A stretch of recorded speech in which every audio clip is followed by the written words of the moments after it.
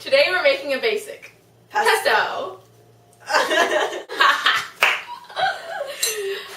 Today's basic is pesto pronto. So first for our pesto, we're going to toast our pine nuts. And we like to do that because it brings out their flavor. But you have to be careful with the pine nuts because they are very slow to warm up. But once they're warm, they get burnt really fast. In between, you want to let them rest for a little. Toasting them in, you'll have a little more control over the temperature of them. That the pine nuts are getting brown, they're ready for the pesto.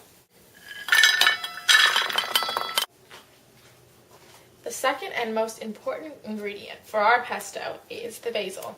It smells delicious, and just a quick tip. Now you can buy basil with its roots still intact. So what we're going to do is we're going to break it off. Taking the basil off the stems. Basil is the classic herb to use for our pesto, but you can use any herb. But I prefer the classic. In order to make the perfect pesto, you're going to need 4 to 6 cups of basil. So get ready to pluck. And just to set it straight, this is a head of garlic, and then when you take it out, this is a clove. What we want is 2 cloves for our pesto. And then we're just going to take off all the paper. To get the cloves ready, you can either take a knife and smack it down, or if you want to get a little fancy, you can use a mortar and pestle, which is what it's originally used to make pesto. And then we just put it on and smash it, get the paper off. We have 6 cups of basil here.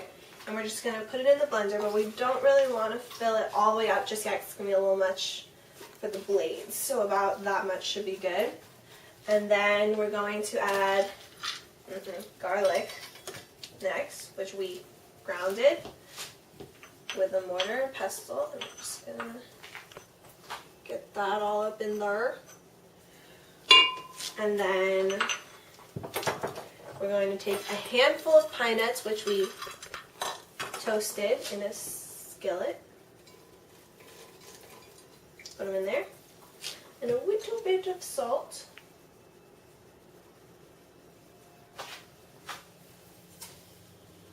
Then we're going to get this on here. And then as I start pulsing this, Tessa's going to be pouring in the olive oil.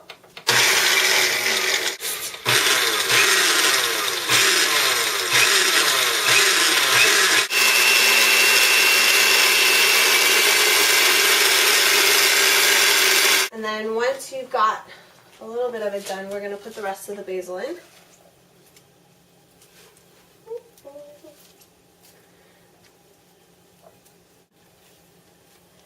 And start over.